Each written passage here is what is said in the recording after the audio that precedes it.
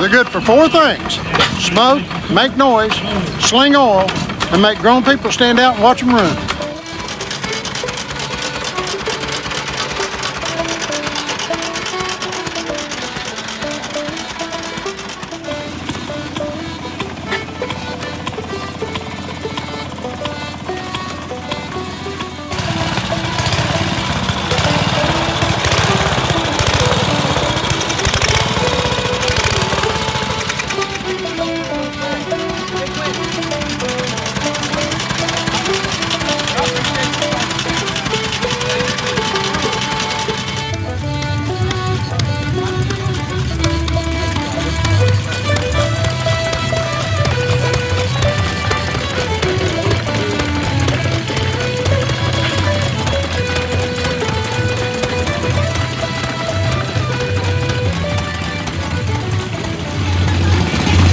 What's this one used for? It's a 2 horsepower international, and a farmer might have one engine, but he'd use it on a corn sheller, a grist mill, water pump. You know, it's used it on several different implements. But I don't know particularly what that one was used for. What's the tank? And that's the radiator. The radiator? Yeah, it pumps water up through the engine and back over the screen to cool it. Okay, so that's the radiator. Well, I thought that's why I had to ask. I didn't know. Cool. That's nice. Did you restore it? No, I didn't. I just half bought it a couple months ago. Okay.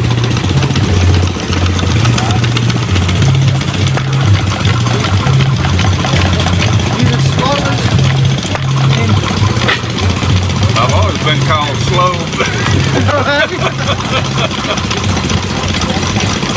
But that's under, less than 7. All right. Yeah. Thank you. Okay.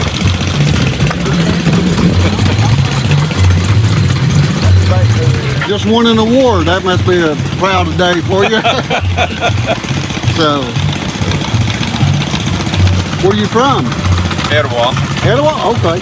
What's this engine about? It's a 1/3 scale model of a 5-horse Galloway that gentleman in Pennsylvania, Richard Shelley, scaled down the patterns and poured castings, and he would sell a set of castings and drawings, and I built it from that. So you built this? Yes, sir. Oh my goodness. So you built it from this, is this it? Well, this is just a view of this Stirling engine fan. Okay. So how did you come up with the parts? I mean, does these have to be custom made, or? Well, the castings, like I said, I bought castings. Okay, so they sell a kit then? Yes, they sell a kit of the castings, and that's what you start with, and a lot of the other parts are just made from bar stock that you buy at a metal supply. Cool. How long did it take you to make it? I didn't keep an accurate record, but about 700 to 800 hours probably. Oh, wow. That's big. That's nice. So what's it running on? What is it running on a gas or gasoline? Gas. And where does the gas go here? This is the gas tank. This is the gas tank. This is the water hopper. They just fill that up with water, and it surrounded the cylinder to provide cooling for the engine. So that's kind of the radiator, I guess. Essentially. So it's turning. You got it turning on a display that I guess you built too, huh? Yes. Well, good job. Is this yours over here? Yes. What is this? It's a Ford power cutter. Forrest Ford has the patent on it. It's not associated with Ford Motor Company. He got the patent on it in 1949, and this one is about a 52 or 53 model. So it cuts grass? Yes, it's a mower and hedge trimmer. You can lock it in this position and trim hedges. Oh, okay. If you're brave. If you're brave. So So have you trimmed any hedges with it? No, So it looks like it probably still runs, huh? it does. Great. So how long have you had this piece? About 35 years, I guess. 35 years, yeah. And tell me the year on it again, what year? The only way I know the date is the serial number on the engine, and it dates around 52 or 53. That would have been kind of an industrial lawnmower, I guess, heavy duty. It is. Walk behind. That's one of the first walk behinds, I guess, what you see now. Yeah, and it's self-propelled too. Self-propelled, okay. Yeah, so that's one of the very first generations of the walk behind that we see. To me, that's what it looks like. I would guess. That's cool. Thanks for your time. Appreciate you coming.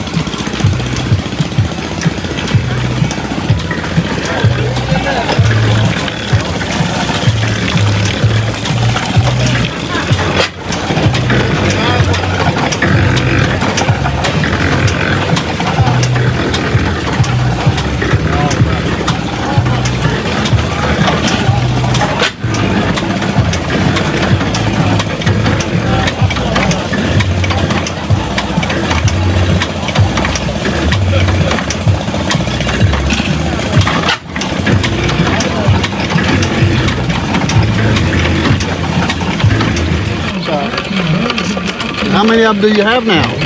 I've got just right here what I've got. Is yours out here? Yeah. Okay.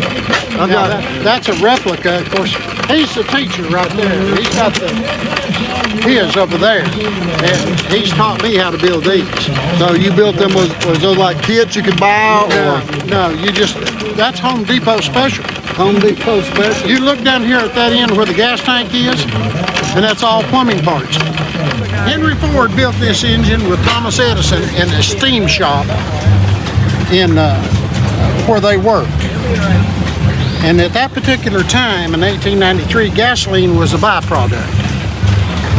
So he was one, and steam power and kerosene was quite, steam especially was quite involved, because you had to be licensed and all that other stuff. So he built this engine, which is made out of plumbing parts. That's just like your water faucet on the outside of your house. That's a cutoff valve. I've modified it and drilled straight through it and put a rod in it so I could put a valve on it inside here that went down against the seat. This is just a nipple and a plug and a T-valve and a flange and another plug, and this is a swing check valve with a real light spring in behind it to help it shut. And an elbow, and these are just plain steel rods, and that's a steel rod, and I built this out of 1/2-inch steel to mount my, now I did buy the gears because I don't have an indexing head to make my gears with, but the rest of it I made. And his originally was a probe that went down through here in a spring that was on the top of the piston that hit that probe and made a spark. So that's the reason why they said it was a kitchen sink engine. He took it home and set it on his wife's kitchen sink, and then hooked it up to the light socket on the positive side and the water pipe on the negative side. I'm firing it with a Model T coil and a little 6-volt battery. And when you open this up, it lets the gas drain down in here, and then I'll flip it over. This is a Singer sewing machine wheel.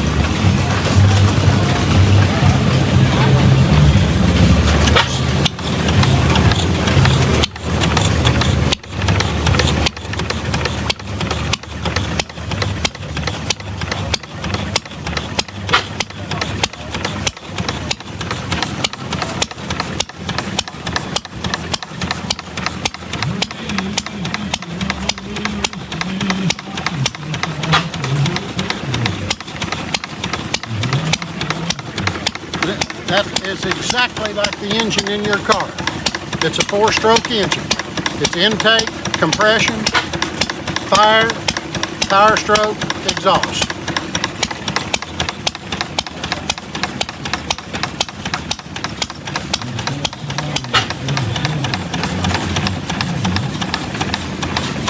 So you explain about the kitchen sink part again. Well, the only flat place that he had in his house was the kitchen sink. Okay. So he just set it down on top of it, so he could hook it up to the light bulb and the cold water pipe. All right. And if you hang on just a second, I'll show you something.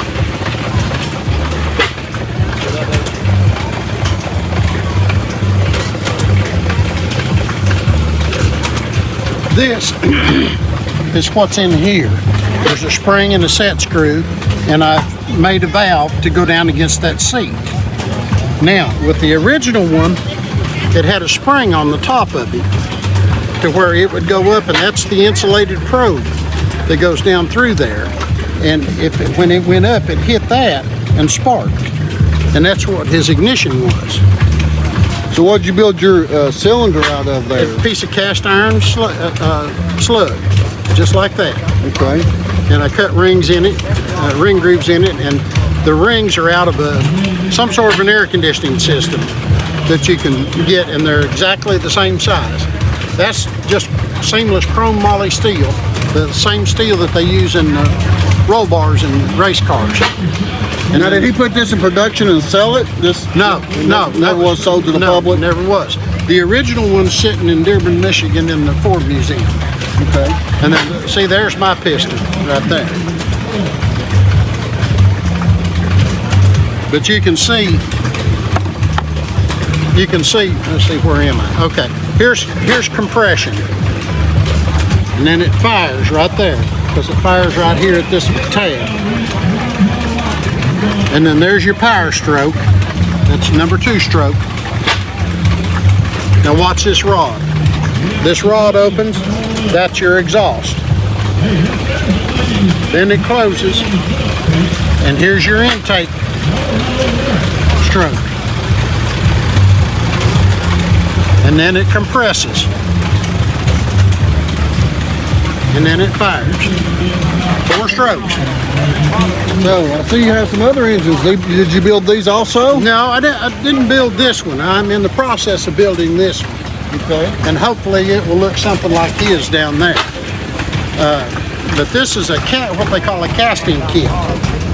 And everything that you just get pieces, and you have to start working on it. And it's rough. Trust me, you can see by that. It's got a rough casting to it.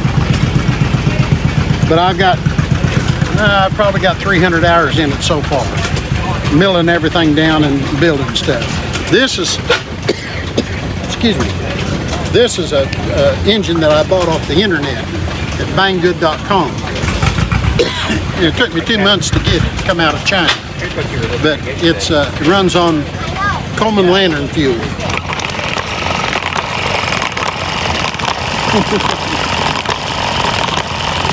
And it doesn't get hot. You can hold on to the exhaust and it doesn't get hot. So it's got a tiny spark plug, huh? Yeah, real tiny spark plug right there. So what type of fuel you said? Coleman lantern fuel. Yeah. And I mix a little bit of Marvel mystery oil in it. We used to do that in our airplanes when we had the old J3 Cubs and the Champions and Champs, and they'd be bad about sticking valves because they had leaded gasoline, and we'd unstick the valves and add a quart of Marvel mystery oil to it. You wasn't supposed to, but we did. You was talking about this one that you first found over here. You can talk about that again in a minute? Yeah. Tell us a bit about it over here by it. So you found this one in the mud hole. And like I said, I didn't know anything about them. And between YouTube and asking around and stuff, that I finally figured out how to get it to run. So it does a pretty good job of running. You see a pair of gloves laying up there?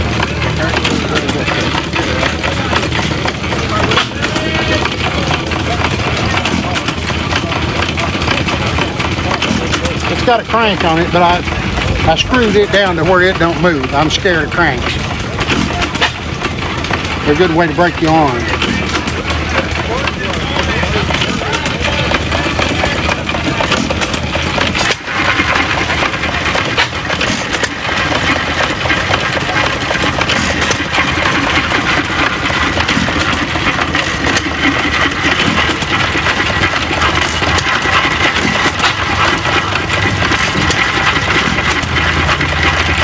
And if you get your camera over here, you can see the piston coming in and out of the engine.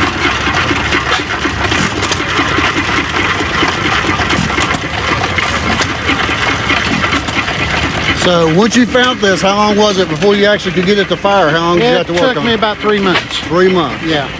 Yeah, but I find some parts. Yeah, I had fine parts. So stuff like this being this old, I bet it's hard to find. You have to have them made, or no? I haven't made anything for it. I happen to be able to find the parts that I needed off the internet and eBay and just different contacts. So this would have been used around commercial sites, farms, or different My things? grandfather had 2 of these. Okay. He had one down next to the creek. And he pumped water like that one's doing up to the barn lock for the stock. And then he had another one that was set on a wheelbarrow type thing like this one. And he would roll it around to the different stuff that he had. He had a small grist mill that he used for grinding. And then he had a corn grinder and a corn sheller and a swing saw and something else. I forgot what else it was. But he would roll them around and hook it up with the pulleys. There's a pulley on the outside of this one.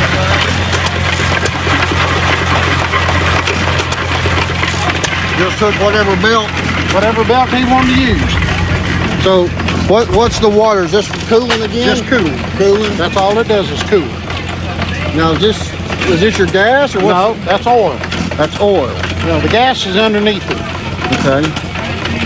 And it's got a ball check valve in it, and the atmosphere, if you'll notice, on most of these old engines, they don't have a push rod for the intake valve. The atmospheric suction of that piston makes that valve operate. If you walk over here to look at this one, you can get a close-up to it right there. I can get it right here. It don't fire every time now. It just barely vibrates. And that's sucking gas in when it does. So it looks like there was quite a few different manufacturers that made different engines. 2,500. 2,500 manufacturers. Wow. So I see you got one hooked up over here on a what's a corn? Yeah, that's an old corn grinder. Corn grinder. Yeah.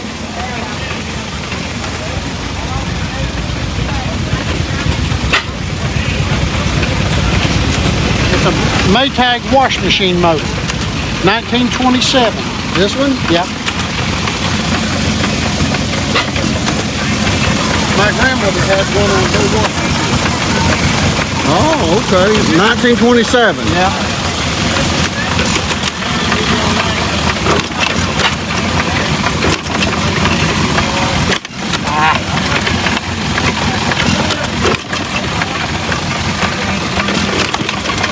Got it started.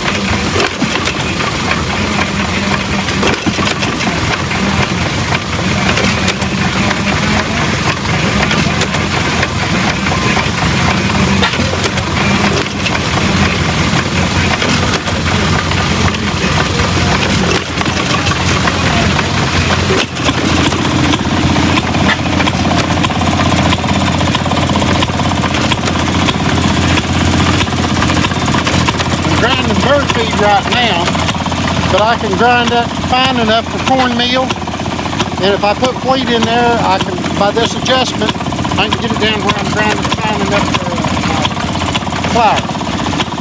Is this an original piece here? Yeah, this is 1910. 1910.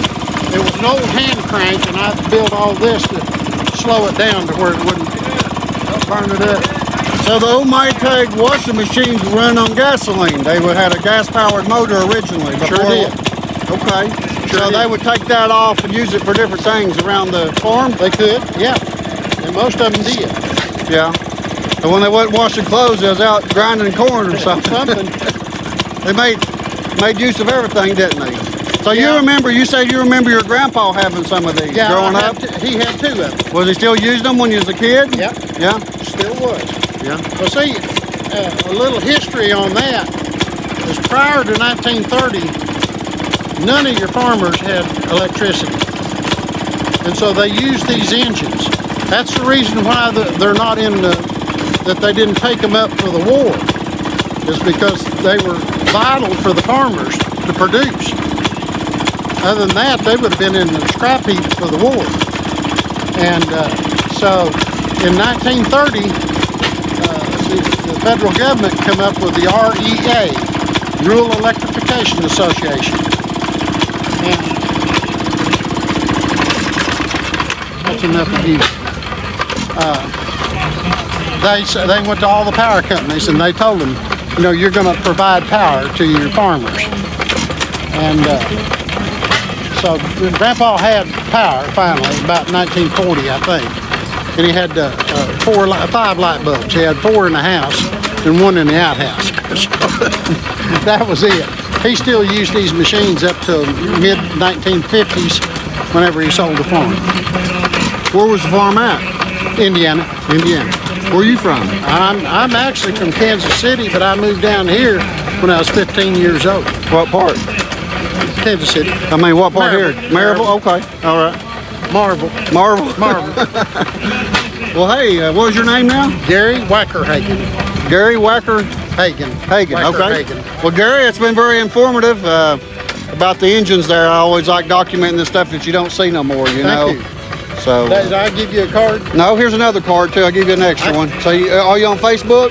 Yeah, I'm on Facebook. You can see some of the stuff we do on there. I don't know when I'll get this posted, but That's all right. all right. Cool beans, Gary. So you're retired? Are you still working? Yeah, I work 54. You got another one of them? Yeah. I worked 54 and a half years for the telephone company. Okay. Either when I started, it was Southern Bell, and then it went to South Central Bell, and then it went to Bell South, and then it went to AT&T. Okay. So I spent 54 and a half years. Wow. So that's quite a career with them. Yeah, when I started, if you did what you're supposed to do and kept your nose clean, you had a good job. Yeah. You didn't get rich, but you provided for your family.